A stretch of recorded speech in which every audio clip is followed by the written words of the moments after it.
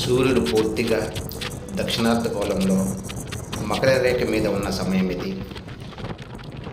ఉత్తరం నుండి దక్షిణం వైపు సాగే ఈ ప్రయాణంలో తూర్పున కనిపించే సూర్యుడు తూర్పు దిక్కున ఎక్కడో ఆగ్నేయ మూలలో కనిపిస్తున్నాడు.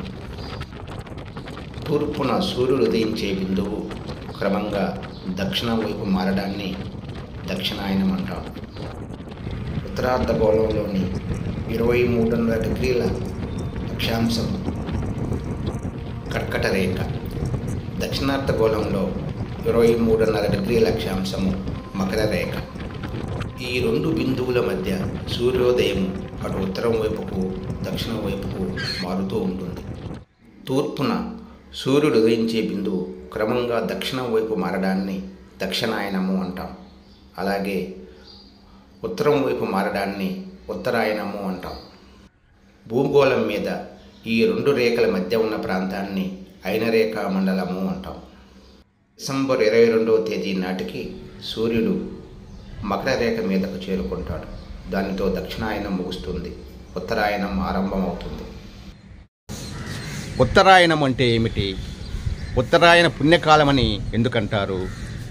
ఉత్తరాయణం ఎప్పుడు మొదలవుతుంది అనే విషయాలు మనం చెప్పుకుంటే, మనం ప్రపంచ శీతోష్ణ స్థితిని, ఋతువులు క్రమాన్ని అర్థం చేసుకునే క్రమంలో ఈ విషయాలు మనం ప్రస్తావించుకోవాలి. సూర్యుడు జూన్ 21వ తేదీ నుండి క్రమంగా తూర్పున సూర్యుడు ఉదయించే బిందువు దక్షిణం వైపు మారుతుంది. దీన్నే దక్షిణాయనము అంటాం.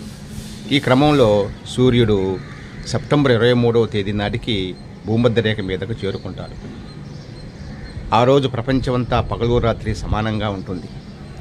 సెప్టెంబర్ 23 తర్వాత సూర్యుడు ఉదయించే బిందువు దక్షిణార్ధగోళంలోకి మారుతుంది. డిసెంబర్ 21 లేక 22వ తేదీకి సూర్యుడు మకర రేఖ మీద ఉంటాడు. దీన్నే వింటర్ సోలాస్టిస్ అంటారు. ఉత్తరార్ధగోళంలో దీనిని వింటర్ సోలాస్టిస్ అంటారు. ఈ సమయంలో ఉత్తరార్ధగోళంలో ఉన్న దేశాలలో, అంటే ఉత్తర అమెరికాలోను, ఐరోపాలోను, ఆసియా ఖండంలోని ఉన్నత అక్షాంశాల్లో అతి తక్కువ ఉష్ణోగ్రతలు నమోదవుతాయి.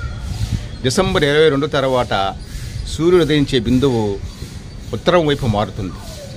దీన్నే ఉత్తరాయణము అంటాం. దీనికి ప్రధాన కారణము భూమి సూర్యుని చుట్టూ తిరిగే క్రమంలో క్రమంగా 23.5 డిగ్రీల మేరకు ఒరిగిపోతుంది. ఈ ఒరగడం అనేది 23.5 డిగ్రీల వరకు జరుగుతుంది. ఈ శరమ బిందువునే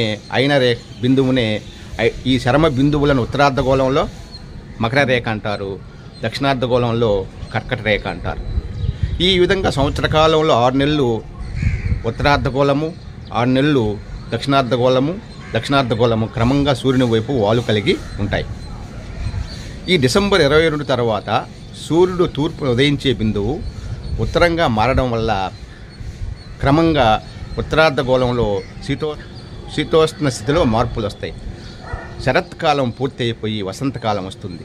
అందుకే ఉత్తరాయణం మొదలైన తర్వాత వాతావరణంలో వచ్చే శీతోష్ణ స్థితిలో వచ్చే ఈ గణనీయమైన మార్పుల కారణంగా ఉత్తరాయణం మొదలవడాన్ని, ఉత్తరాయణ కాలాన్ని సాంప్రదాయకంగా ఉత్తరార్ధగోళంలో ఉండేవారు భారతీయులు పుణ్యకాలంగా భావిస్తారు.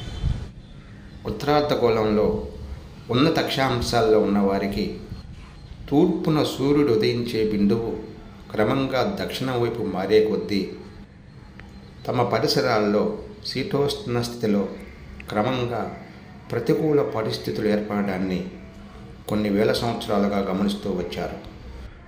పగటి సమయం తగ్గిపోతుంది, ఉష్ణోగ్రతలు బాగా తగ్గిపోతాయి, పరిసరాలను మంచు తుప్పటి కప్పివేస్తుంది, ప్రాణాధారమైన నీటి వనరులు గడ్డగట్టుకుని పోతాయి. ఈ పరిసరాలలో మార్పులు రావాలంటే తిరిగి సూర్యుడు ఉదయించే బిందువు ఉత్తరం వైపుకు మారాలి. డిసెంబర్ 22 తర్వాత తిరిగి సూర్యుడు ఉదయించే బిందువు ఉత్తరం వైపుకు మారుతుంది. క్రమంగా రోజులు గడిచే కొద్దీ పగటి సమయం పెరుగుతుంది, గడ్డగట్టిన నీరు కరగడం మొదలవుతుంది. ఈ క్రమంలో మార్చి నాటికి వసంతకాలం మొదలవుతుంది. ఉత్తరార్ధగోళంలో జీవ చైతన్యం పెరుగుతుంది. అందువల్లనే ఉత్తరార్ధగోళంలో ఉన్న దక్షాంశంలో జీవించే ప్రజలు ఉత్తరాయణం కోసం ఎదురు చూస్తారు.